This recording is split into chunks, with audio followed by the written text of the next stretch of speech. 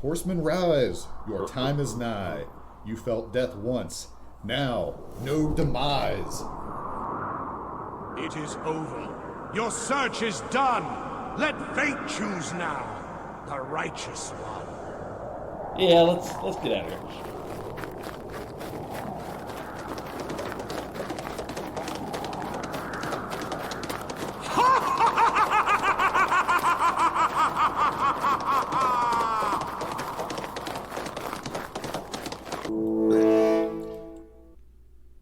And welcome to Agony of Positivity, the podcast, because someone has to. I am Ross. And I am Saul. Candy Also, corn. Bacon sticks. Bacon stick. Maple bacon sticks. No, I wouldn't like that. You don't like maple bacon? No, not really, no. I don't like I'm a big cooking fan it. of bacon. I'm a big fan of bacon. Unless it's really crispy. It has to be really, really crispy.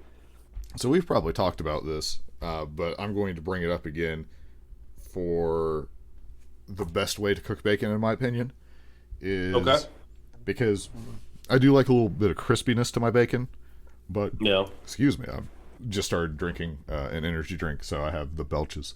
I like a little bit of crispy, but I don't like it to where it's like dried out and just is brittle. So what I will do is I will get the thick cut bacon, take it, fold it in half, and then I'll fry, like I use like the normal skillet like people do for bacon. Fry the one side till it gets kind of crispy, flip it over, do the same on the other. But because it's folded, the inside's still cooking, but it still has a little bit of that softness to it. So for me, that is the perfect texture for just eating bacon. Like, like there's a walking stick. Well, that's eating bacon. Now, if I'm putting it on a sandwich, I like it pretty much crispy throughout. Like a club sandwich or like a cheeseburger or something. I prefer it more fully cooked just because you got to put a little bit of effort into the bite. And sometimes with the bun and the sandwich meat of whatever choosing, you pull the bacon out and then you just have bacon with whatever like just on your face. So... But if I'm just doing like bacon and eggs and hash browns or something, then the eaten bacon method is the way I go. All right. You're wrong, but look, I don't have the time to turn it into charcoal like you do. So yes, your weird, well done obsession. Yes. Oh man, so how's your week? It's been alright. Can't complain, I guess. Oh, I bet you could if you try. Now, whether it is beneficial, I don't know. Even if I tried, I don't know if there's too much to complain about. I had a pretty good week. Well, that's very good. Sure. I have a few things that I could complain about, but nothing that anything would change. Sure. I will complain, and I don't know how to convey this. So at work, like we do the carpets, we do rugs, we do like furniture, upholstery. Had a job that was supposed to be like 2 chairs, and it ended up being like 14 pieces of furniture. Now you can attest to this, like 2 chairs, maybe 45 minutes to an hour possibly, depending on material and how dirty it is. 14 pieces of furniture, you're spending the majority of your day cleaning furniture. Or watching someone clean furniture, as they do the majority of it because they are faster than you. Yes. So, but when you compare that to the scope of the world, that's pretty good complaint to have, as it doesn't matter. Yeah. Like that's an easy one to put into perspective of, for my unique situation, not so good. Compared to not having food, not that bad. If anything, sure. It's more money because it's longer time that you're working. So now I did see this thing that made me laugh, and I told you about it, but I'll share it with our listeners. So as I was driving home one day, I seen these two old guys mowing their lawn. Okay? Oh yeah, this is a good story because I don't understand it. The one guy has a Biden flag, not flag, but one of those signs. Just a yard sign. yard sign taped to his tractor as he's driving around mowing the grass. Now, is this just like a riding mower or like a big tractor, Yeah, like farm work? like a John Deere, Okay. Deere type tractor. And then like the other guy has a similar like John Deere type tractor, and he has a Trump flag hanging from the back of his lawnmower as he's driving around mowing his grass. And I'm thinking, Now, are these guys neighbors or like neighbors. next door neighbors or across the street neighbors? oh no, next door neighbors. Okay. So I'm thinking, what happened here? Where these guys are like, oh no, Bill's not going to be mowing the grass before I mow the grass. Right. Now, did they have like yard signs or any other propaganda up? Well, the yard sign. Well, there was no yard signs, I assume, because they was mowing the grass. So Right. maybe they took them out. Maybe. But any other day, yeah, there's like a line of Trump signs facing the line of Trump of Biden signs on the other side. The And I'm just like, is this their way of basically telling their neighbors to F off? Not actually saying it, you know? it seems awful hostile to me. Yes. Just because the separation this year is very dramatic, I guess you could call it. Yeah. So I would have to assume that one of these people, like the yard signs or whatever, like, you know, you kind of see that, but outfitting your tractor with it is pretty impressive.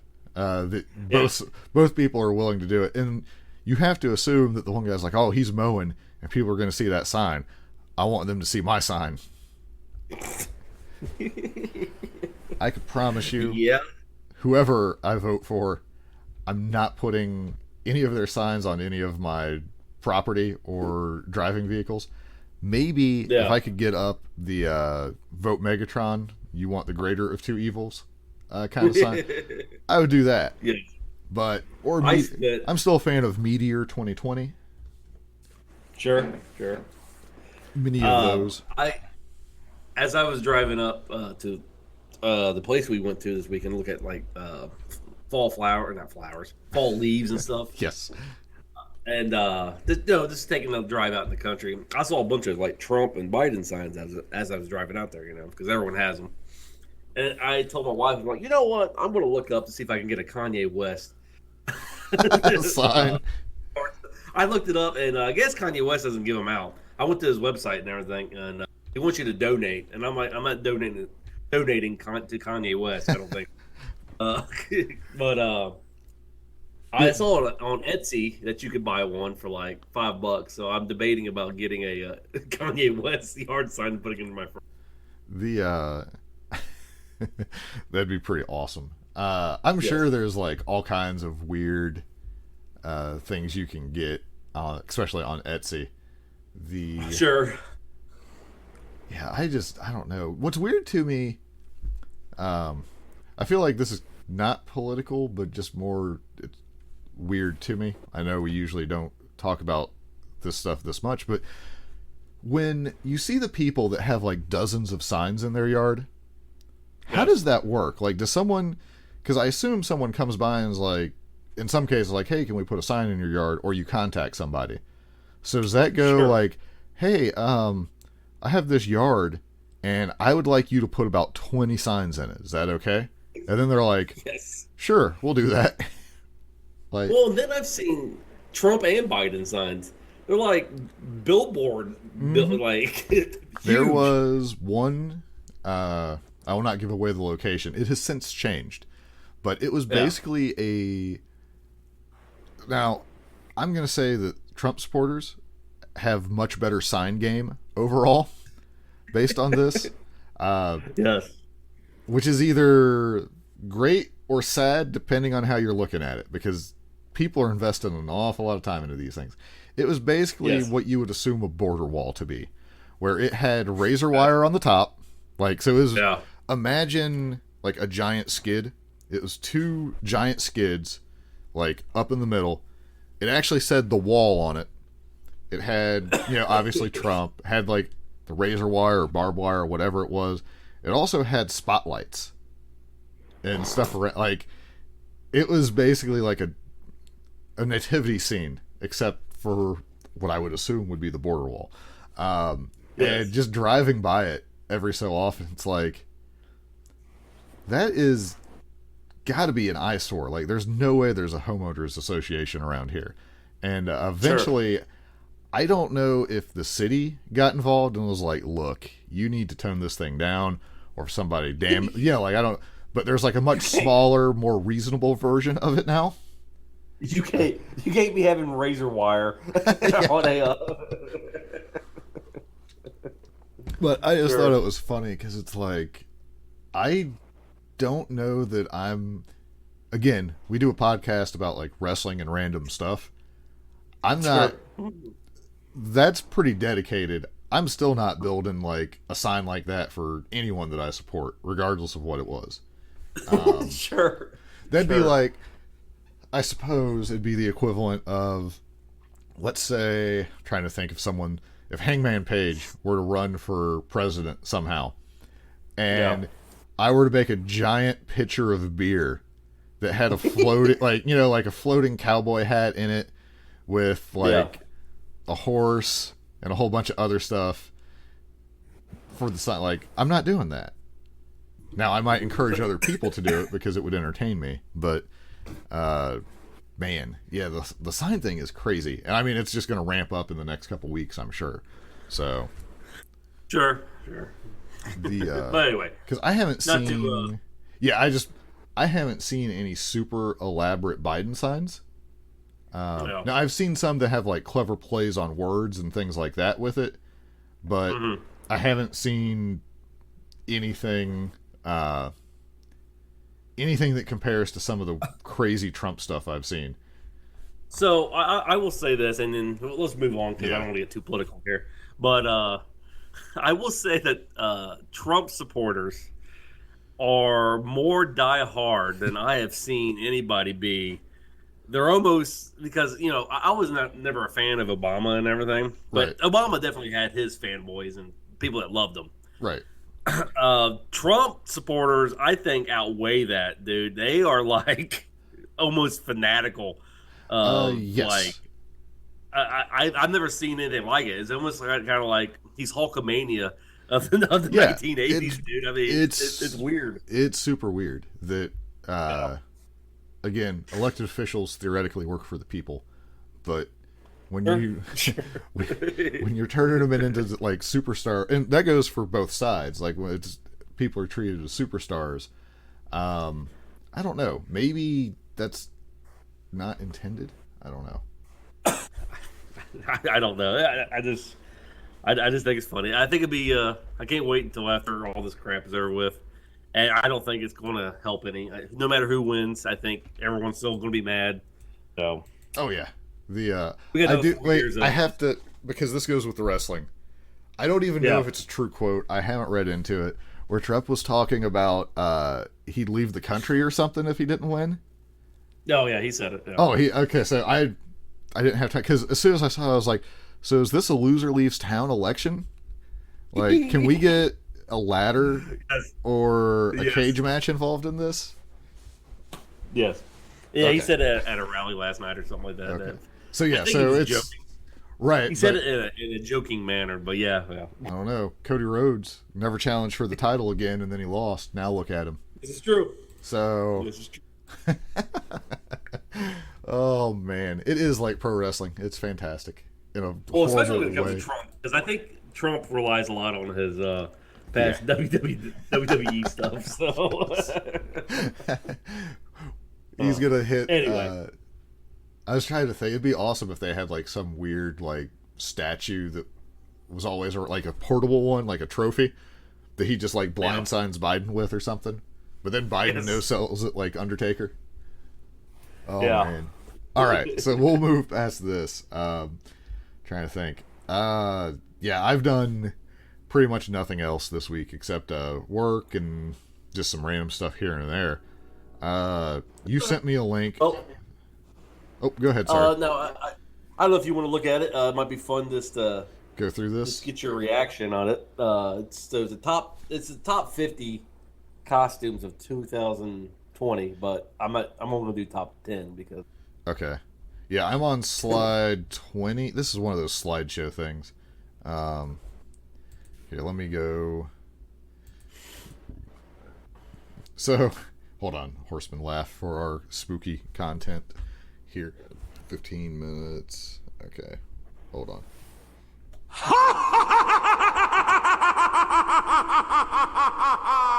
So, we are on a website. It's bestproducts.com, and you can do basically, like, you can find it on there. But one of them is we're working our way to number 10 here for what you're wanting to go through. Yep. Number 19 is a banana bread baker costume, and it's an apron, and I assume a bandana. You said number 19? Number 19. Gotcha. Yeah.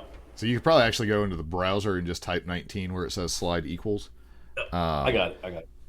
What? This isn't even a real costume. This is literally someone in an apron with a whisk in their pocket, a bowl, I assume a wooden spoon, and some batter on their face.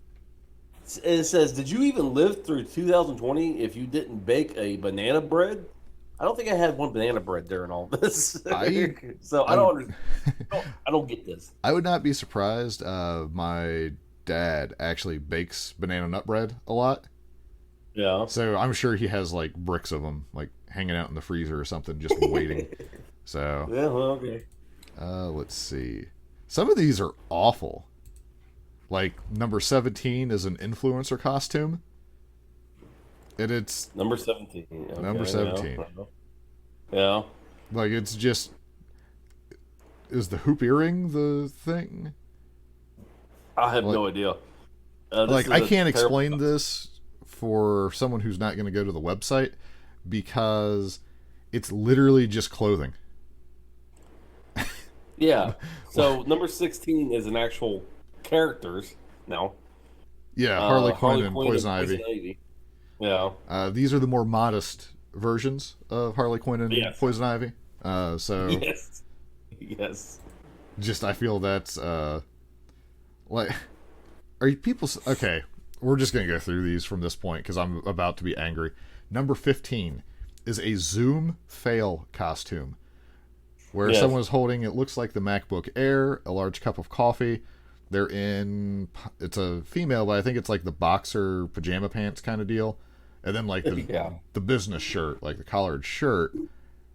Again, this is just like normal clothes that someone went to Target and bought, and they're repackaging it as a Zoom costume or something. And that's a lot of crap to be carrying around for a costume. Yeah, I'm not you gotta carry a laptop and a cup of coffee. If I have a MacBook, I'm not carrying it around to a Halloween party. That's for sure. Yes. Yes. We'll skip that one. Some of these are legitimate, like running Forrest Gump costume. Still, it's mostly just clothing with a fake beard. All right, so I'm on number 10. I'm going to be angry. We might have me go on a tangent here at some point because this is just irritating me. This isn't even dressing up at this point. So number 10 is TikTok e-girl costume. I'm sure there's people somewhere on... Twitch forums right now just being super angry about this thing even existing because they get very angry at women streaming anything. Sure. But all this is like, I don't know, is it just the wig? Like it's a lady or a guy, I don't know.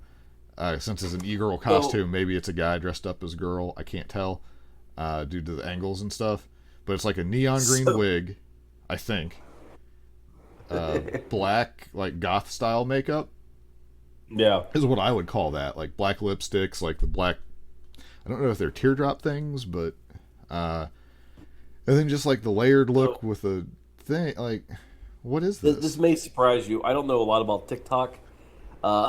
So I don't know, is this a thing? Does people do this like this? TikTok? I don't think this is a standard look that I'm aware of. Yeah. Here we go. E-girls are Gen Z's modern-day response to the angsty emo subculture of the 2000s, though the E stands for electronic, not emo. But instead of blasting Green Day on their iPods and taking mirror selfies with an actual camera, you most likely to spot e-girls partaking in the TikTok famous e-girl factory challenge, dressed in flippy skater skirts, thigh highs, and leather chokers, while donning exaggerated blush and black hearts under their eyes. That's what it is. So they're the anti-emo girls, I see. Okay. But they're still... I would think, like, a party raver girl would be the anti-emo, because that's more like bright colors and happy. Rolling on the molly or whatever. Yeah. All right, so not much of a costume. Number 9, Baby Yoda costume. And this appears to just be a robe that has some ears sewn onto it. Yeah. Holding a flower pot. Yes. I don't... Is that like a coffee mug, or is that... Baby Yoda, or the child doesn't hold... No, you'll flower pot, right? You don't remember that one scene where Baby Yoda was drinking out of the coffee pot while but it wasn't like the red clay potter, was it? Yes. No, it was like a little old-fashioned chalice-looking thing, I think. Okay. Whatever. Yeah. This is the second most costume, I guess. Yeah. All right. Number 8, Ruth Bader Ginsburg costume, which is basically just like the robe with like the lace around the neck. I don't know if the book or the eyeglasses are included. I mean, yeah. Now all of these that I have seen are under $20. Yes. To be fair. And you can buy them all from Amazon. They make sure that they say that. Well, not number 7. It's the Taylor Swift cardigan costume. Which I am guessing, based on this, is literally just a cardigan sweater that you wear. But you got to go to Shop Cardigan. Wears now? What's that? Is this something that Taylor Swift wears now? I'm a big Taylor Swift fan. So I assume. I don't know. I could ask my wife, but my guess is it has something to do with the new album that came out. But when you click on it, it takes you to Prime something, Amazon Fashion, $30. So this is more expensive. But you're basically just wearing a sweater. These are... So there was one Halloween that I went as Lucky from Lucky Charms back when I had hair. Yeah. And basically I had a light blue Under Armour shirt, black pants, and I bought a green blazer from a thrift store. Yeah. And then I tried real hard to find like a hat or something that would work with it, and I couldn't really find anything that really matched up very good, so I just like made my hair all crazy. That is more of a costume than most of these things. Yes. All right. I was never into wearing costumes as a kid. I'm trying to think. Yeah, I never did anything very elaborate for costumes at all. Yeah. Like, even like super little, where you'd get like the weird like plastic suit with the mask. Yeah. We had that like 1 or 2 years. I think the craziest I ever did is there was one year I had a skull mask, and then the next year I got a hockey mask, and I wore the skull mask under the hockey mask. Yeah. I always dressed up like a soldier. Yeah. Because for whatever reason, when I was little, all my family members hunted. And then when I got older, they all stopped. So I don't know what happened there. So you had like camo just everywhere? Yeah, camo everywhere, yeah. All right, so I've moved on to number 6. Okay. And if you have takes on any of these, you are more than welcome to jump in here. I'm somewhat dominating it because I'm irritated. This one is... Sure. So it says it's a Lil Nas X. Yeah. But I think it's just a hat. Because they're in like a full cowboy get-up. Even the dog has a saddle and I suppose horse ears on it. But yes, like the rest of this costume is going to be way more expensive than just the hat. And it's technically a kangaroo cowboy hat. I don't know what that means. Pull-on closure, Western cowgirl hat. I'm looking at the pink one. Pink felt with beautiful metal studs, Looks like a real Southern cowgirl with this hat on. Great for country music concerts, Halloween, or bull riding events. Let's see what the men's one. So the men's version, the black one, pull-on, durable, made of felt, great for adults and kids. Not just a costume hat, but for real cowboys. I'm going to tell you right now, if you were to show Jim Ross, good old JR, an $11.95 hat and told him this was for real cowboys, he would be very disappointed. Yeah, I was actually surprised because my wife watches this show called Heartland. Yeah. And, it's a very cowboy eccentric type movie or show. And I was looking up some of the cowboy hats that they mentioned on it. Yeah. I didn't know cowboy hats were so expensive. Yes. I mean, there's just this one hat that they were talking about on the show was like $600. Was it a Stetson? God. Yeah. Yes. Like, a quality hat is very expensive. Same as like some of the nicer cowboy boots are very expensive as well. And then I'm sure there's like authentic. So like my actual dad does like the cowboy shooting, like where it's like the revolvers and like the pump shotgun, shotguns, rifles, all that, where you shoot like the metal targets and basically like you wear like authentic cowboy clothing while you're doing it. Like part of it is cosplay. Yes. And, like the jeans are weird because you'll have jeans that have no pockets and like all this stuff, but like the authentic stuff is like super expensive. Oh yeah. And like I look at the jeans and I'm like, or I could go to Duluth and get equally expensive jeans, but they're stretchy and have pockets. I'm gonna go with stretchy pocket jeans every time. Yes. Yes. Like I could see like some of the cowboy shirts are really cool. I like those. I could see a world where I wear a cowboy hat, maybe wear boots, but I'm not wearing authentic cowboy pants ever. You're not going to hangman yourself there. No, not at all. Well, I mean, he just wears Levi's. Like they have pockets and all that, but also they always. What's that? He wears some god awful looking shirts too. Oh, I was thinking of mostly his shirts when I say that cowboy shirts are sweet. I think those are awesome. Like those I would wear. That's probably my dad's style choice over the years, rubbing off on me. So I don't even think you can count what they're displaying here, since it only shows you the hat. What? Yeah, I think they kind of lied on this one. Yeah. Hold on. Cowboy shirts. Shopping. I'm sure it'll take us to Amazon, or Wrangler. So yeah, like just like an embroidered cowboy style shirt, you're looking at anywhere from $30 to $60 at least. And Sure. then, like jeans, you probably already own jeans. And then boot, that doesn't even count. All right, number 5. Bob Ross. Yep. I want to see. So it's basically a dude with a fro and a big beard, the light blue button-up shirt and some jeans, and then he's holding like the palette and the brush. But the palette is like the animated version of a painting palette. It's not like a real one. Yes. So what does this thing even come with?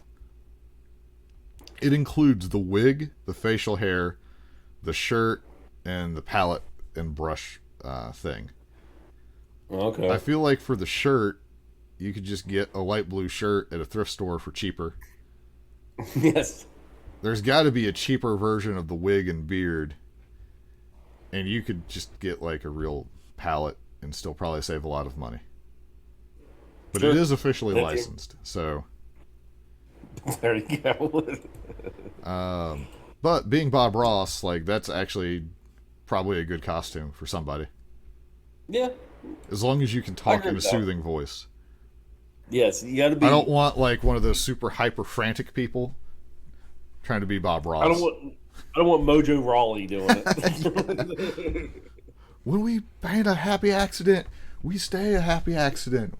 You're more right than you know. Yeah. Exactly. All right, let's see. So number 4, beer pong. Yeah. So what do you think on this one? I guess. I mean, would you like to explain? No. Would you like to describe this one to what a beer pong cup costume actually consists of at $30.01? He's wearing all black. It looks like he looks like a clown. He like you ever seen those clowns that wear barrels at like bull riding? The rodeo clowns. Rodeo clowns, yeah. Yes, that's what Garth Brooks is when he tours with ICP. Yes. So that's what it looks like he's wearing. It looks like he's wearing a rodeo barrel, but it's painted red to look like a solo cup. Right. And he's holding a ball in his hand. So, I'm going to actually look at the Amazon link for this. It's the Rasta Impasta beer pong cup costume. Oh my goodness. Thousands of costumes. It doesn't even really explain what you're getting. Just that it's red. Yes. I mean, I assume you get the cup and the giant ball. I don't think you're getting the ball. I think you're you think it's just that? Yeah, I just think it's the cup. Like, well, I just found this white bowling ball, so I'm going to use it. Yes. I hope nobody tries to throw it at me.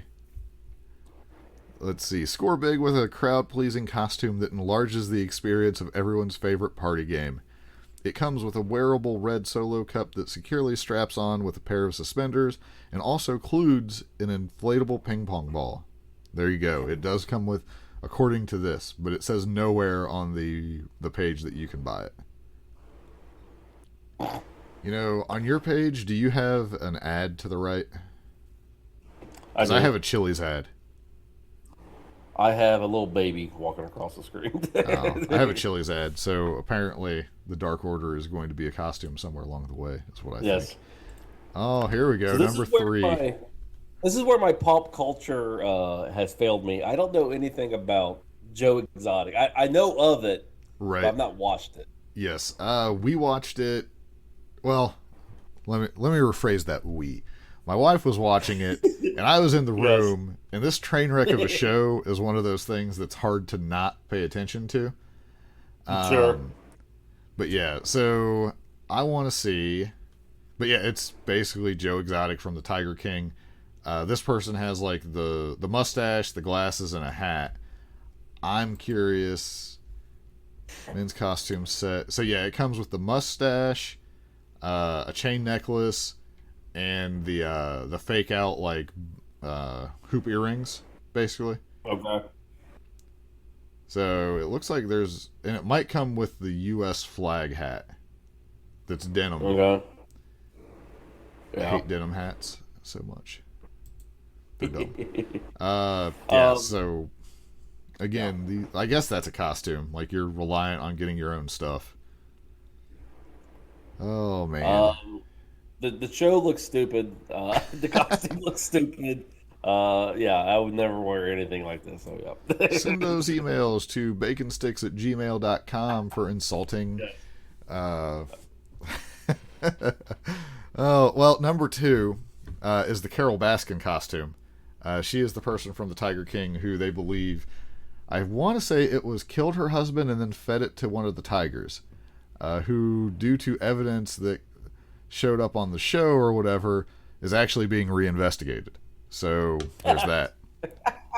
Why would you willingly be part of the show and like have them reopen a case on you? Well, I'm sure when she agreed to be interviewed for this documentary show thing, that was...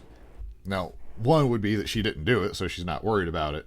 Or 2, she figured she had gotten away with it and wasn't really that concerned about it, because they'd be like, seeing this guy on camera or whatever, or the portrayal would be like, oh yeah, that guy's a nut job, and they wouldn't take anything serious. So, what do you think number 1's going to be?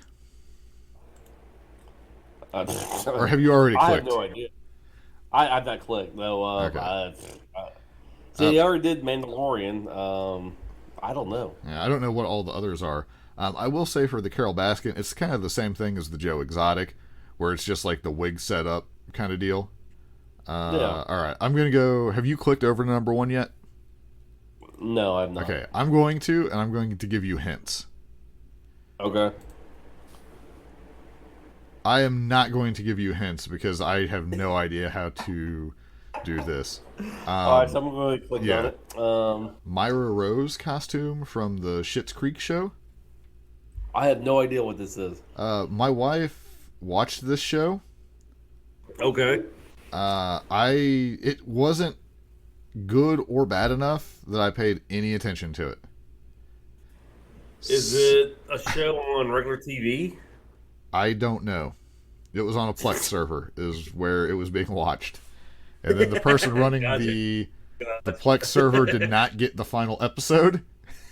I understand what you're saying. I get you. So, where this show came from, I have no idea. I think you can look it up now. Schitt's Creek. Let's see. It is a Netflix show. SCHITTS. Yes. So it's a Netflix show. Okay. It does not look like a show I would watch. Yeah, yeah. This is equally creepy. Oh, it's for a wig. Okay. I scrolled down on mine, and it has shop-related products, and it's got, like, the thigh highs and the skirts and things like that. But then I thought it was selling, like, this weird top-half bust of a woman, but I think it's just the wig, but it's on one of, like, the mannequin things for it. I saw it and was like, oh, that's creepy. Why would... But now I understand it's related to the costume. I was thinking the worst there for a second about bestproducts.com. I don't think I would watch this. It's about a wealthy Rose family video store management. His wife is a former soap opera actress. Okay. No, I don't think I would like this. I don't know. I thought The Office looked stupid for the first couple years it was on. Yeah. And I actually sat down one day and watched The Office, and I'm like, you know, this is pretty funny. So who knows? There's some super funny stuff that happens in The Office. Yeah. And then you can also talk to people, and they'll tell you how the British one is so much better than the American one. False. Yeah. That's false. Well, anyone who's ever watched anything that was a British show that was made into America, they'll tell you their life history about how much better the other version was. Well, I think it's like anything else. If you've seen the British one before you've seen the American one, you're going to assume that the British one is better. I mean, maybe. I just think people want to be hipster about it. Like, oh, I saw it before. Sure. Well, if they remade Indiana Jones, okay, you're going to say the original with Harrison Ford is better. Most likely. If we're comparing it to Raiders of the Lost Ark, it's going to be really hard to do better than that movie, I think. Even though, unless they just did it without, like, the Indiana Jones character at all. Like, just as a joke, to show that he wasn't necessary. I just don't think people can appreciate a different take on things sometimes. Now, granted, I'm very guilty of that, but I'll use Dark Tower, the movie.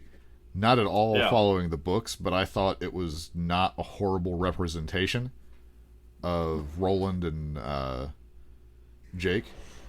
Like, a lot of stuff that's in the books have no place in that movie universe, but it was still enjoyable if you can separate it as something totally different, I thought. Sure. So, these costumes are just awful. I'm going to check Agreed. Something. I want to see what number 50 was. Angelica from Rugrats. Joey Ryan. Oh, I'm sorry, that's Hopper from Stranger Things. Joey Ryan. Are we allowed to say his name, or like he's suing everybody right now? He's kind of like the Chris Benoit, man. He's like disappeared from wrestling. All around, air dancer, inflatable tube man costume. Oh yeah. Harry Potter stuff, Hocus Pocus, Jon Snow, Cat in the Hat, Rick, Taco Bell hot sauce, Joker costume. I'm not happy with the Joker costume. That's number 37. It's not a bad Joker costume, but it's like a mix of the like jewel heist Joker with some bizarre cross for the face paint. Like, so do you like your Joker more like criminal, like he robs and stuff like that, or does he like more the homicidal sociopath? Yeah, homicidal Joker. To be honest, I kind of think like the Heath Ledger Joker was almost dead on what I like out of the Joker, where he was a little bit of both, but he was like super chaotic about it. Now, I do like the more homicidal, like Batman Death in the Family, beat Jason Todd with a crowbar Joker. Yeah.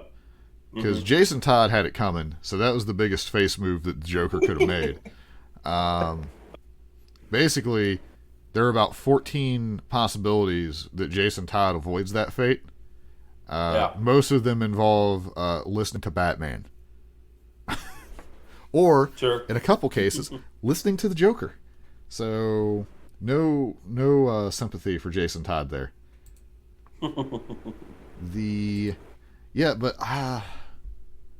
I think like that middle ground where he's willing, like, he's fun-loving and just trying to get some money to do some other scheme, but he has no problem killing you if you get in his way. But because like the old comics, you'd have like Jewel High, like all Joker cared about was getting money, or even like Batman the Animated Series, where he wanted to market the smiling fish or whatever. Yes, like the absurdity of it is fantastic. Do you have a preference? I'm kind of agreeing with you on the Heath Ledger. I think that's kind of like there's a method to his madness to why he was robbing banks and some of that. Really, he didn't really want the money. He just wanted to cause chaos. So. Yeah. I mean, he used it to get a nice suit, but sure. Because it's almost like the Heath Ledger Joker is like the evil version of Captain Jack Sparrow in a way, where you can't tell if he planned it. And I mean, I feel like Joker comes first from just like being around so long, but it's that you can't tell if he planned, like, there's things where it's like, oh yeah, that was planned, and there's other things where it's like, did he really plan that, or did he just kind of wing it and it worked out in his favor? He just fell into it and was like, all right, cool, that worked. Yeah, like he's just excellent at going with the flow. Yeah. Let's see here if there's anything else. Pennywise. Could you imagine hating your child or yourself so much that you dress up as Aquaman?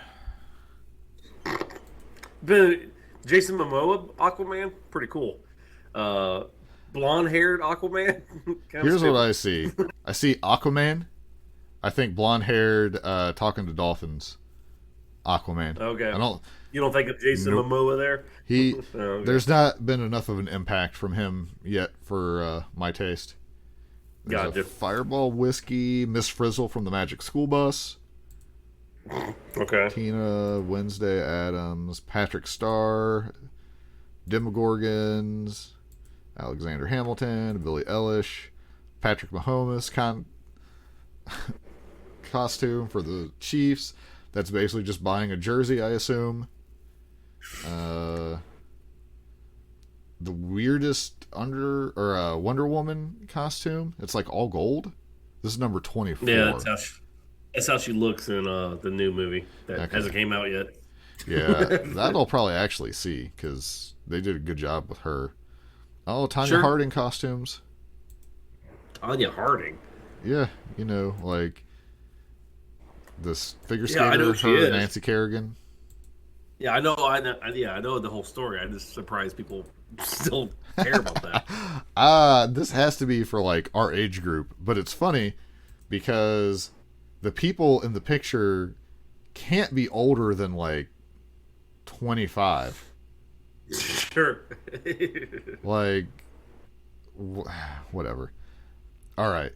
Well, I guess that's our Halloween content for this week. Because I'm looking at Ghost Cam on Willard. Yeah, nothing's happened. I'm assuming the library is closed right now because there's no one moving around. Because of all the ghosts. All the ghosts. That All scare the neon green Ghostbuster lights on the stairs are not activated right now. Yep. You can see them there. Yep. Yeah, I'm not really seeing anything else. I've been watching it the entire time. Nothing's moved. We just need to. I'm gonna make a bumper for the Willard Gray Ghost Cam or whatever, and we'll just make that a weekly check-in, even after Halloween. Yes. Which will probably consist of, well, no ghost this week.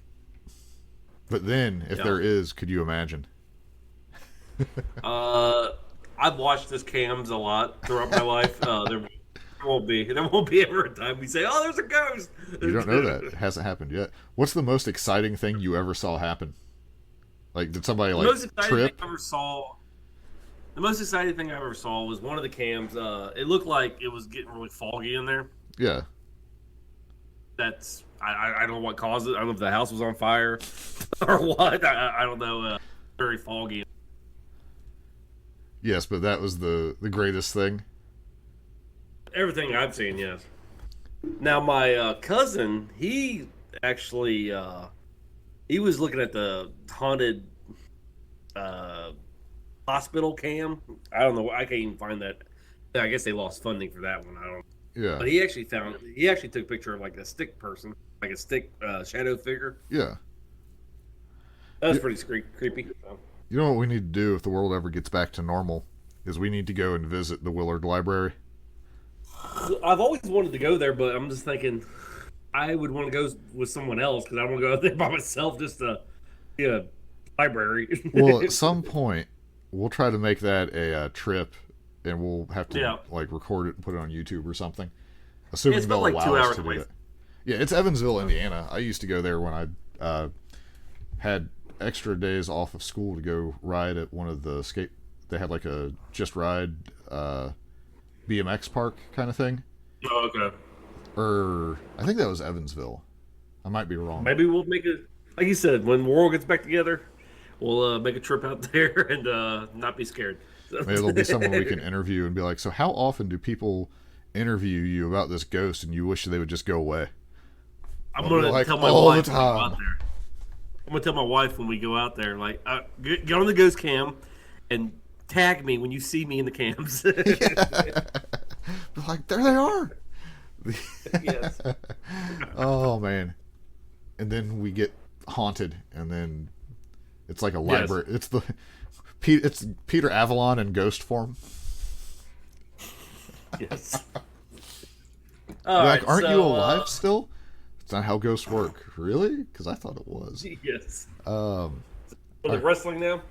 We could do wrestling, or do you want to talk about Warcraft at all? I've not played the new patch that was released today with the ghosties. The zombies. So that's today? About it. Yeah. Oh, well, hold on. Here, I'm going to hit something, because I played a little bit of the new leveling zone. Talk about that for just a minute or two. Here. Okay, yeah. Here we go. Get over here!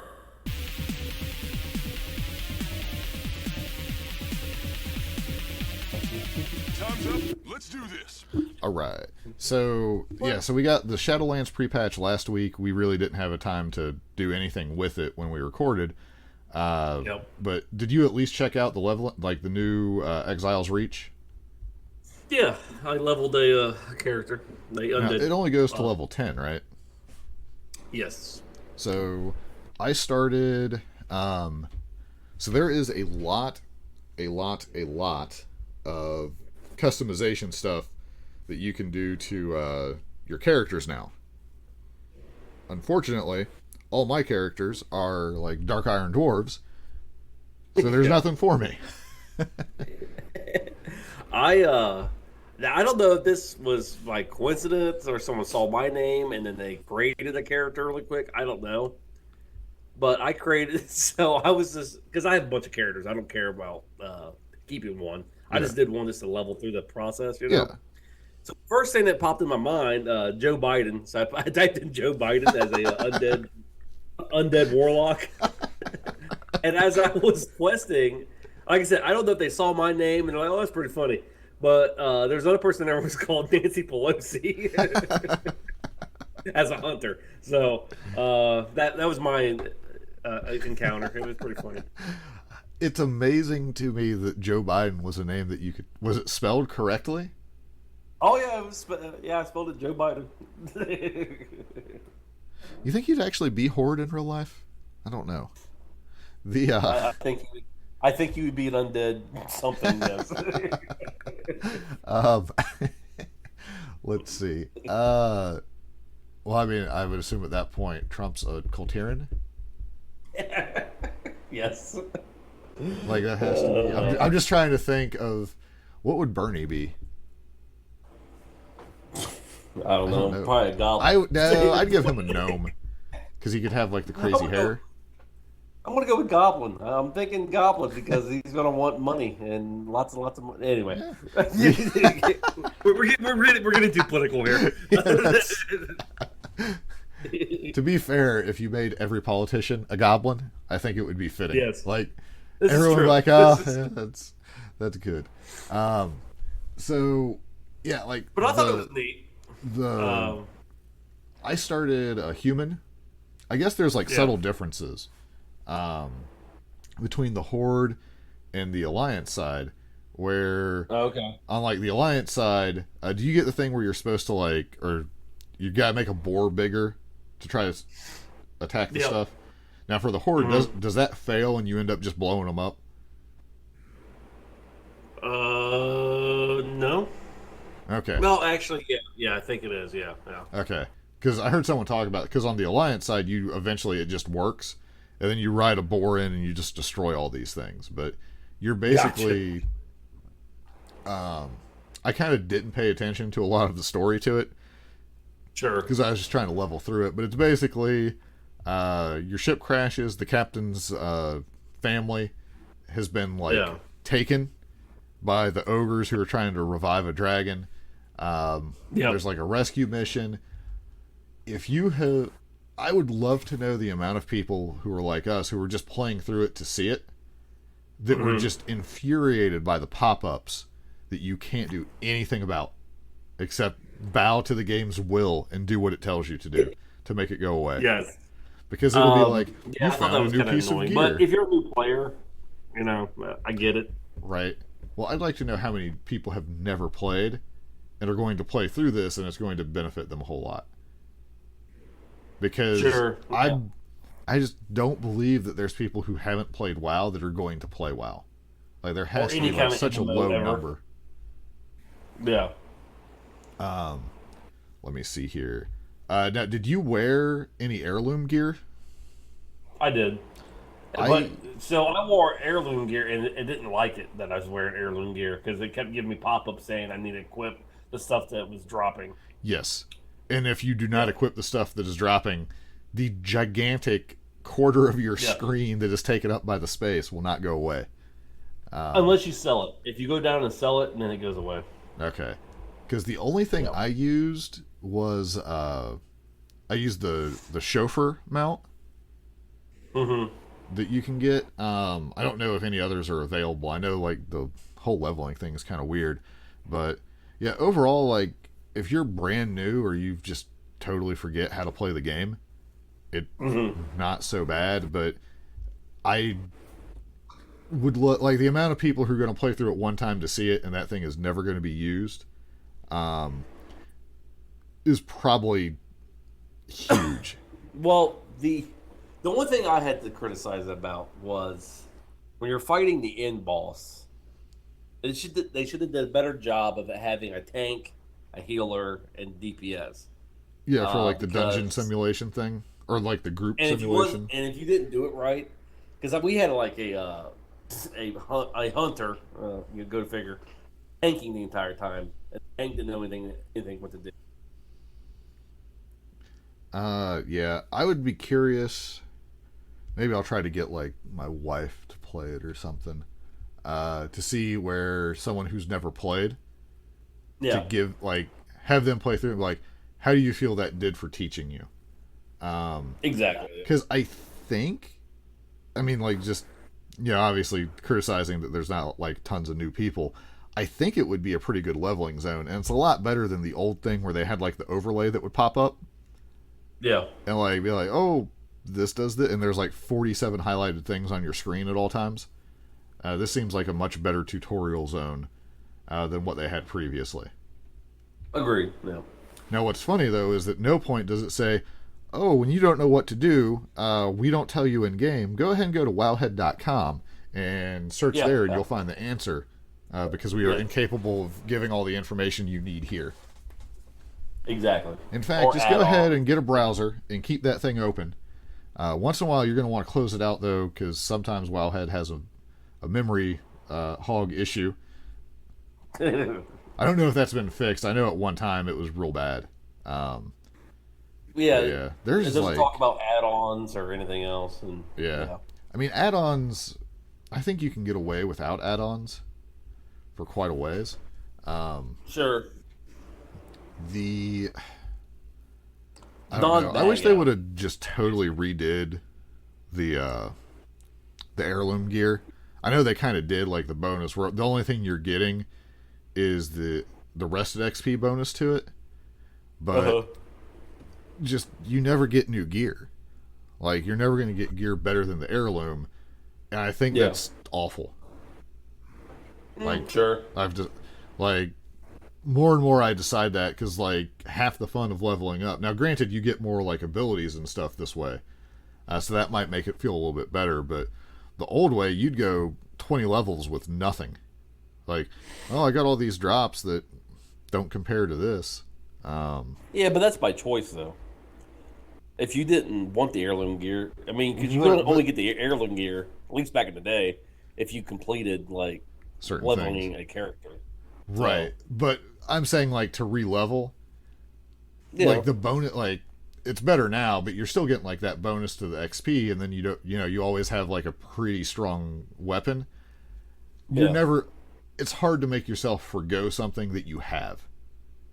Sure. Like that'd be like on classic WoW, if like early on you got like the Staff of Jordan weapon, and you're like, well, that's just too good. I'm not going to equip that. But I'll just leave it in my bag for now. Like, you're either selling it or you're equipping it. The heirloom, like since I have it or can get it, it's hard not to. But granted, all I do is level warriors and mages now, apparently. So yeah, and they're always dark iron dwarves. Or they need to open up more transportation options. I want more teleports. Yeah. But so I guess we'll have to check out the invasion today, or I'll try to. Yep. So for they sure. get off the podcast, I'm going to check it out. And then, but yeah. So far, do you like the new, like when you go to create your character, like that new layout? What do you think of that? That new screen is pretty awesome. I really like it. That's one of those things that I could see where they would do it, and you'd be like, "Oh, this is gross. I like the old way."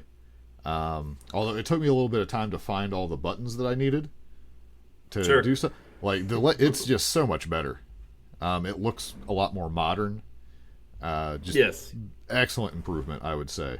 So now we lost a raid tier because of that, I heard, but yeah, because apparently everything costs. The WoW development currency is a raid tier, is what I learned from the forums. yes, that's how it works. Yeah. Oh man, I'm glad I'm not a hardcore video gamer currently. Anything? Yeah, hardcore anything. I'm like a hardcore neutralist. Yeah. The hardcore apathy. I mean, the one thing that I'm passionate about right now, I will say, it's The Mandalorian, because I really enjoy that show. Right. But I'm not going to be protesting or anything else about The Mandalorian. I'm sorry. Like, what if they just blow up the child in episode 1? Like, Sasha Banks shows up and just blows him up. Yeah. Would you be like, I'm never watching this show again, and then threaten the writers' lives and send them pictures with maps to their houses? You know what? I don't think that bugs me, to be honest with you, because I kind of like The Mandalorian. So I don't know if Baby Yoda disappears. I don't know if I would care, to be honest with you. Well, Mandalorian is basically the don't talk a lot, do cool stuff character. That's all it takes. I'm talking about, man. That's all I want. Well, speaking of Sting, hanging in the rafters, basically, do you want to move on to wrestling? Wait. Yes. Have you messed with any of the Hearthstone Battlegrounds since they kind of redid RAG? No. They upped his count to 25 minions to kill, and now I think you only get +3/+3 to each side as opposed to +4/+4. Okay. I think that sounds. He was pretty powerful. He was gross because you would be like getting your butt kicked, but as soon as you got the that ability, if you had anything decent, you like as long as you could survive a couple turns, you were in pretty good shape. Yeah. Because we played like the duo queue or however you want to call it, and I anything with battle cries, I always take it, and then I'm let down. I took the one the lady that has the ability where you switch things, like you switch something from your warband back to the shop, but it keeps it buffs or whatever. Because I always played that where you try to get the pogo hopper, and then it's just disgusting, and you're usually second or third pretty easy. If not a win, but they got rid of Pogo Hopper, so shows how poor I am at reading patch notes. Sure. Because there was a time with Hearthstone where I've been like, oh yeah, this, and this chant, like I'd know everything, and now I just be like, I just push the battleground button, and then I click on the pretty pictures. That's pretty much what I do now. Yeah, I'm telling you, Battlegrounds is awesome. Supposedly they have another new game mode. If I'm reading the thing right, like on the launcher, they have something coming up on the 22nd, I believe it is. I might just be making that up. Let's see here. Fall live stream. Yeah, there's something on mine. This isn't the. It's 4 days until the fall reveal, but I swear I saw one of them that said a new game mode. So I don't know what they're gonna do.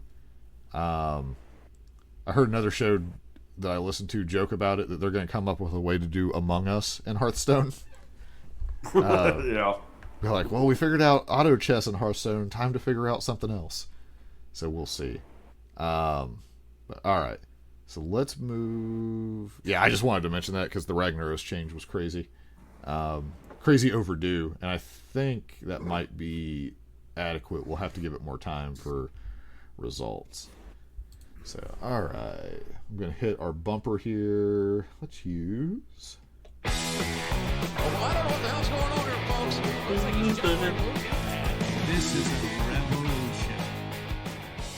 Alright. So, the bigger thing is Dynamite.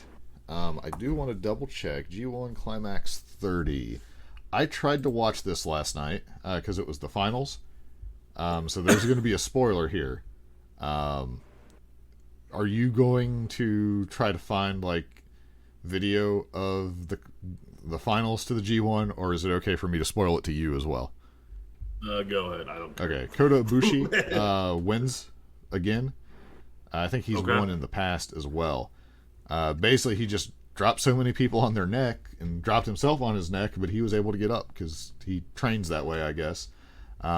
But yeah, I tried to watch the final last night because I woke up at like 1 a.m. or whatever, and there was someone who was actually streaming it.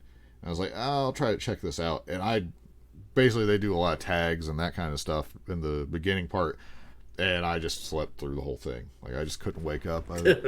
So, which is fine. That way I don't feel bad for not paying for it. Now, years past, I will usually buy Wrestle Kingdom. And then be like, why is this on at this time? But there's nothing you can do about it because they're in Japan. So, but congratulations to Kota. Who knows? Maybe one day we'll see him and Kenny reunite somewhere along the way. With the amount of New Japan teasing that AEW has done recently, I hope that is closer than farther. All right. So, did you watch the 1 year anniversary for Dynamite? Some of it, yeah. Okay. So, overall, I thought it was an okay show. Yeah. So, we talked about this kind of the other day, but so spoilers, obviously. We're super far away from it, so I hope everybody knows what happened. Yes. None of the titles changed hands. So my thought on this is that's almost, if you're worried about criticism at all, or people like picking things apart more than they do, if no title changes is like, oh, that's actually kind of a surprise and is fine. Like, there's nothing wrong with your champs actually winning and defending their title. If they would have only changed one title or all the title, like any combination of title changes, people are going to be like, oh, they only did that to swerve everybody because it was the 1 year anniversary show. They felt they had to do something big. So from one standpoint, I could see an argument that the only logical thing you can do is have everybody defend. Yeah. But at the same time, it'd be nice. Like, I would like to see a title change. Like, that would have been fine with me. I don't know which one. Like, if you only change one of them, I don't know which one you change, though. Moxley. You think? Yeah. I kind of thought they were gonna do it that way. Like, I don't know. So we started out. I'm gonna say I think the FTR and the Best Friends match was probably my favorite match of the show. I know you don't like FTR nearly as much as Best Friends, but I would agree with that. I would say this match was probably the best of all of them. now I'm curious because the reality is you are not a fan of the Best Friends at all. But would you say, as far as like in ring, like character wise, I think is where your issue with them is. Like in ring, would you are at least entertained by their matches? You're not like, oh, these guys are just awful in the ring. Yeah, I mean, and you root against, like, they're good enough that you can root against them, but they still entertain you. Well, they don't entertain me, but I mean, they are. I mean, like you said, they are competent in the ring, so I mean, I'll give them that much. Yeah, so even though you don't like them, you can at least, they're good enough that you can at least give them credit for the wrestling aspect of it. This week they actually kind of matched. So. Yep. When I saw that, I was like, oh, Saul might actually be okay with this. One of my favorite moments in this match was where Chuck Taylor, this was towards the end, where Chuck Taylor hasn't been seen forever, and then all of a sudden he just kind of staggers into the ring. It was weird, but I just laughed when I saw it because I was like, we haven't seen him in forever. I don't even know what happened to him. And all of a sudden, he like just kind of staggered in the ring and like broke up a pinfall or something. Yeah, that's pretty neat. I don't fully understand on the finish of this. They went for like the O'Connell roll up off the rope, and the ref just ducks, but he wasn't directly behind him, so he missed them getting hit in the head with the belt. Like, I'm wondering if something else was supposed to happen, and he just was quick on his feet and was like, oh, I need to make sure I turn away so I don't see this. I don't know. Like, that just looked weird to me. Like, I couldn't figure out what was going on. Did you like at the end when Miro just beat the crap out of them a little bit? Yes. I did enjoy that, actually. I like where he's been referring to them as the good friends or whatever. Yes. I didn't know if that was a mess up or actually he was doing that on purpose. It could be like the Bulgarian or whatever translation would treat it as the good friends, but I've watched his Twitch stuff and he's a pretty funny guy. So I could see him being like, oh, this is going to be awesome. I'm going to do this.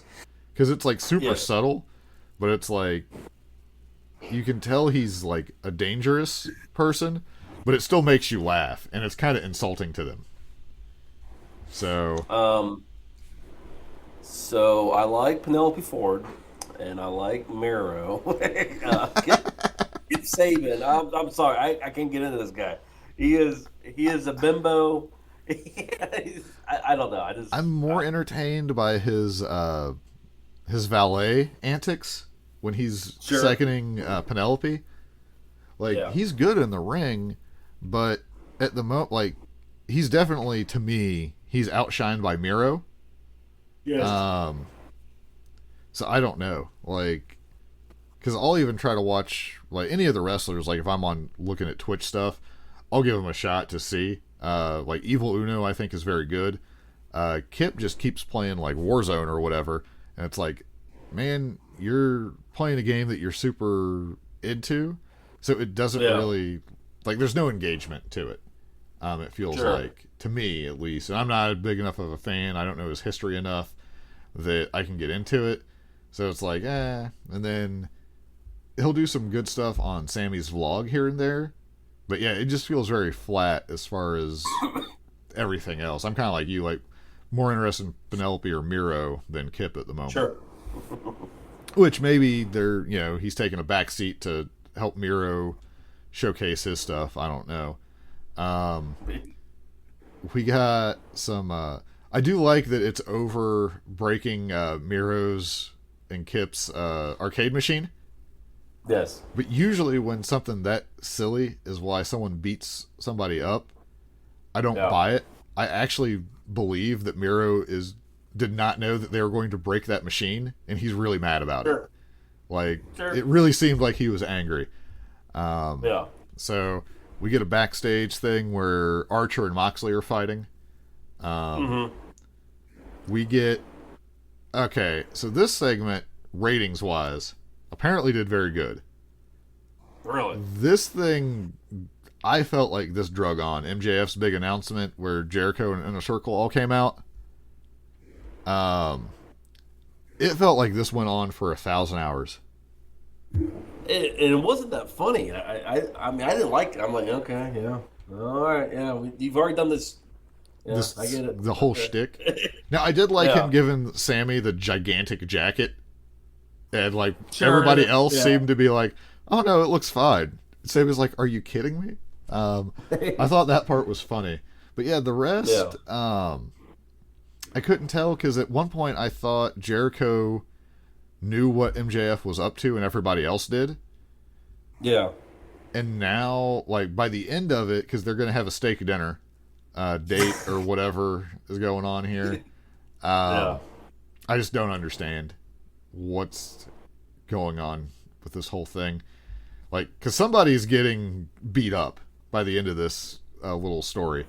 So I don't know. I assume, yes. Like, I don't know if it's going to be Chris and MJF or what happens. Because if Inner Circle beats up MJF, I mean, that doesn't really make him a face. That just makes him a heel that even the heels don't like.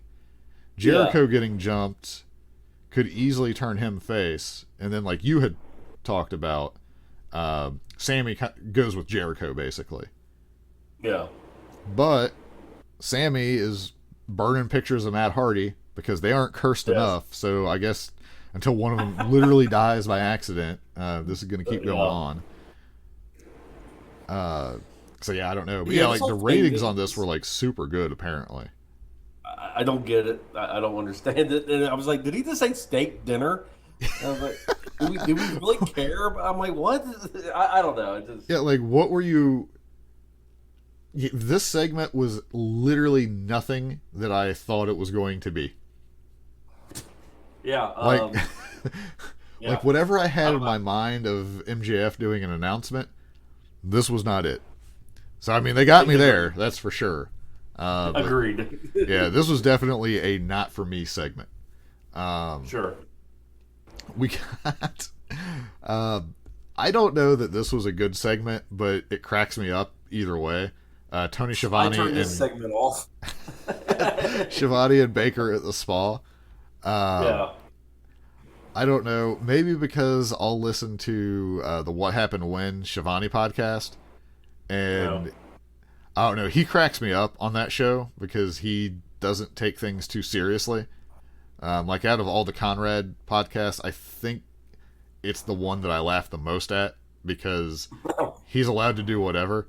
Not to now, nothing's on par with Big Boss Man on America's Most Wanted episode with Bruce Pritchard, where he was talking about people. Oh, I know he's going to be down at the Coliseum. Y'all had let the Undertaker just take care of that Big Boss Man. Like that's still possibly the greatest thing ever. But yeah, this segment I kind of laughed, but it was that cringy laugh to me. I just off. I couldn't handle it. But this is dumb. So we move on from that. We get Cody against Orange Cassidy. Yeah.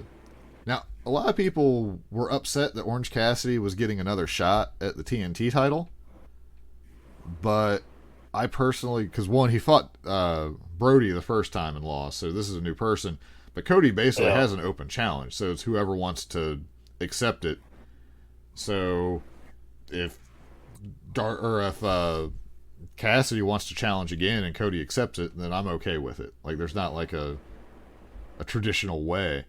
Did you watch this one? Yeah, I did. The whole Cody's character has frustrated me. I don't really care about it. I don't understand it. I don't get it. Yeah. Yeah. Well, you weren't a fan of him changing his hair color again? I don't know where they're going with the character. I'm confused. Right. I think I also think they're confused. I don't think they know what to do with the character. So well, do you think that when he came back, because he had like the Superface promo last week, Sure. do you think he was supposed to come back and he was gonna go heel, and they're like, wait, we can't, like, something happened that changed that plan altogether? I don't know. I don't think they think, and this is where I'm starting to think about AEW. I don't think they think that stuff through. I don't think they're a big picture company. I think they're just like, well, let's see what happens. Yeah, like they've gone from like meticulously planned out to flying by the seat of their pants. I don't know. That's at least with Cody's character, I feel that way. Right. Well, and it could be that they had something planned that they can't do. It's hard to say, because that's something that is frustrating to me. Is you can't tell if things are being planned out and then plans change because, you know, like COVID stuff, or what is it? And it could be that they were very good when they could plan things out further, and now when something falls apart, they're just not as good as WWE. I mean, if you watch WWE, they have a lot of stuff where, like, you'll read reports where everything was changed at the last minute, and then you're left watching and be like, if this is your last minute changes to make it better, how awful was this before you guys made the changes? Because it still ends up being bad. Now, with the exception right now, I'd say the Fiend Bliss thing is like a long-term plan, and I assume they have a fairly long-term plan with Roman, because I care way more about Jey Uso than I ever have in my life, and I'm super interested in how this whole thing is going to play out. So they're crushing it on a couple things. I thought it was weird because I watched a little bit of SmackDown the other day. Like the beginning, like Daniel Bryan's finally back, but he just starts out standing on the stage. Like, he doesn't get like a big entrance or anything, and that seems wasted to me. Either way, Cody and Orange, we get a time limit draw on this one. In the beginning of the match, I was like, this feels like it's going at a slow pace, and it did not occur to me for a second that they would be going towards a time limit draw until I heard the timekeeper say there was 1 minute left, and I was like, oh, of course, that makes sense. So I think, for myself, finish wise, I'm okay with what they did here, because it makes Orange look good without having to lose to Cody. Cody has no problem taking the draw victory. Like he said in some interview thing or something, it was like, well, everyone knows about the champion's advantage. It's a real thing. So no, I don't feel bad about it. Something to that effect. So, but yeah, I thought it was good. I like that Cassidy is more of a normal wrestler now, but it's pretty much like he does some of his shtick here and there is like a mind game. Like, it's fully to that. Would definitely be better with people, though, like a larger crowd, which I don't know. I think Florida is opening up. I don't know if the wrestling companies are going to go with that or how they're going to handle it, but maybe we'll get more people sooner or later. Yeah. I feel like no one is going to be like, oh, yeah, we want a full stadium because we want to have all that attention.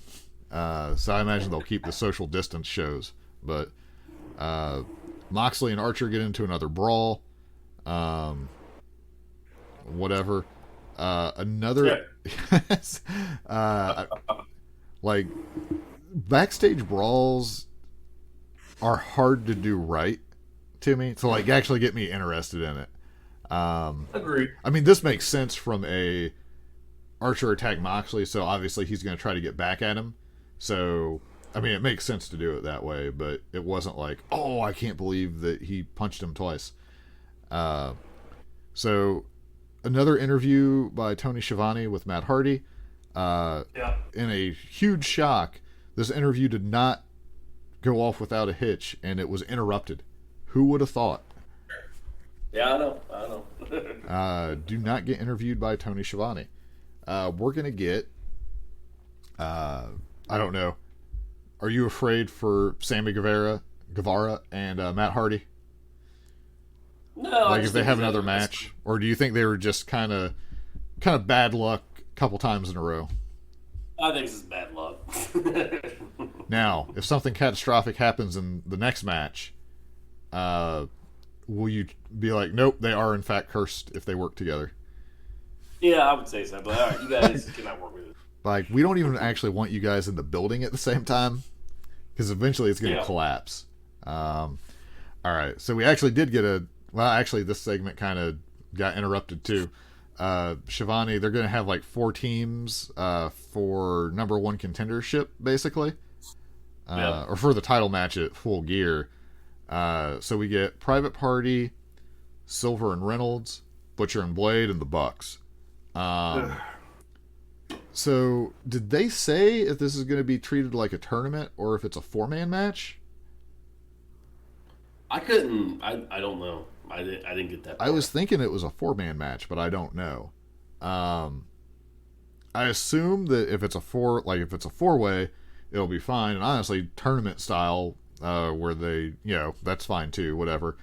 You think we're going to actually get the Bucks against FTR at Full Gear? Or if they're going to actually try to hold that off? Are you still there? Yes, I am here. Are you there? Uh-oh.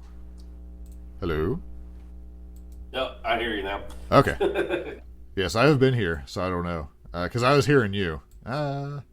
But either way, yeah, I was asking if you think we're actually going to get the Young Bucks and FTR at Full Gear, or if they're going to try to hold it out longer. I would hope they would hold it out longer, but who knows? Right. Tony Khan's, I don't know. So at this point, if it's not the Bucks, who do you think wins this? Should be Dark Order, I think. Yeah, I think people want Silver and Reynolds to do better. Yeah. Is what it feels like. I mean, their BTE stuff has basically endeared them to everyone. So... Well, not everyone. I'm sure there's people who hate it an awful lot. But I mean, I don't think they'll beat FTR, but I think they should be the ones to go up against FTR. Yeah. That'd be interesting. Why do the Bucks not win then, if that's the case? Do you think they actually just get beat? Or because they've super kicked a referee. So if that's the ref against the ref in the match, obviously the ref could screw them. I mean, they've been like picking on people all over the place. So I would assume that there's reason for people to interfere with it. I think Hangman does something to him. What about Brandon Cutler? Yep, or Brandon Cutler. I think one of them. Because they did not come out to second him for his match against Peter Avalon. Yep. And I think, now again, you have to watch BTE for this, but I assume that he's like, wait a minute, Hangman's right. Yep. So now they're going to be throwing more pumpkins and watermelons at stuff. Yes. Which I guess apparently once you run out of those, though, you move on to cantaloupe because nobody's doing that. Yes. All right, so this match I did not watch. I was cooking at the time. The women's title match. I'm also the same way. Yeah, Something happened. I don't know. I didn't watch it, so I couldn't tell you. Right. And so I'll probably go back and watch it because I think it'd be a good match. But I just, somewhere along the way, I was like, all right, I need to go do something. And, well, I'm less invested in the women's division than this. Yes. Now, there's matchups they could have had that I probably would have been more interested in, but this wasn't one of them. There's a video package with Sean Spears. I missed this too, I guess. That Scorpio Sky owed him from a few weeks ago, so I guess they're gonna fight. No idea. Like AEW has let me down with Sean Spears, so I am starting to care less about him. I don't know what they're doing with the character. He seems like he's going to do something, and then he disappears, and he shows back up. I'm just like, okay, I don't know. I'd like to know if there's a reason. Well, it's funny because it's Sean Spears and Scorpio Sky, who I'd like either of them to do something significant. Yeah. And it's just like, like, I don't know. Like, I think Scorpio Sky will be fine. Like, I don't know how old he is, but I feel like he's fairly younger. Yeah. He has plenty of time. Sean Spears is kind of old, so Yeah. I'd like to see him get something before long because he's been better. I mean, they've been doing a lot of focus on Tully and FTR, but Yeah. it feels like I don't know. Like, and it's like half of Dynamite or AEW is the I just don't know, and it's the good I don't know, and the other half is the I don't know, borderline I don't care. Yes. Which is still better than what I'm used to with wrestling, so I guess I'll take it. But it's definitely something I've noticed. So we get the title match. It's no DQ. Basically, they beat each other up, and Moxley manages to win. I don't know. I don't know what else there is to say because he got the roll up. Yeah. The big thing is, like, people have pointed out that Moxley basically tells you what's going to happen in his matches. And with the promo, like, one promo, he was like, oh, you don't beat Lance Archer, you survive him, something to that effect. And that's basically what happened here, is he kind of slid past him. It wasn't an actual dominant win or anything, which has happened a few times, because that's kind of, like, he had to choke Brody out. Yeah, I don't know. But thing at the end, Eddie Kingston, they beat the crap out of Moxley. So I don't know. I just don't buy Eddie Kingston as a threat to Moxley. Yeah. I mean, I think Eddie Kingston is good. His promos are awesome, but I just don't see him as a threat. Agreed. The spinning back fist, I imagine I feel about the spinning back fist like most people feel about the Judas effect. Yeah. Because I see Jericho just get eaten alive by people for the Judas effect, but I'm okay with it. But the spinning back fist, it's like, that's garbage. Like, Agreed. as far as a finisher. Now, the reality is, like, I would not, if he's like, oh, if you think it's garbage, let me hit you with it. No, I'm not going to let you hit me with a spinning back fist. It would hurt.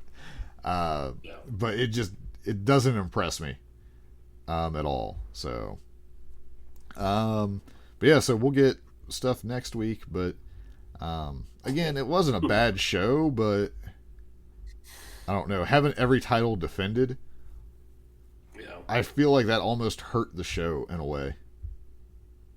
It's I don't know. It's just I wasn't into it this week for some reason. I don't know. Their storylines. Well, I think I don't know. because some of it was just like, here's a title match for the sake of a title match, and they rushed to it. Like, I don't know, it's like a combination of some things are playing out like super long term, and other things are being rushed. It feels like now, and that might not, things could have happened to mess up their planning, but it's like, I just don't know. Like, again, like half the stuff that's going on I don't care about, and the other half I'm really interested in. Yeah. So, I mean, we'll get some of the tournament, I think, this coming week. Yeah. So, well, maybe next week, instead of like talk about Dynamite, because it's been a year. Maybe we should just grade them, how we actually think about. Yeah, just overall. I think we can do that. Overall. So, yeah.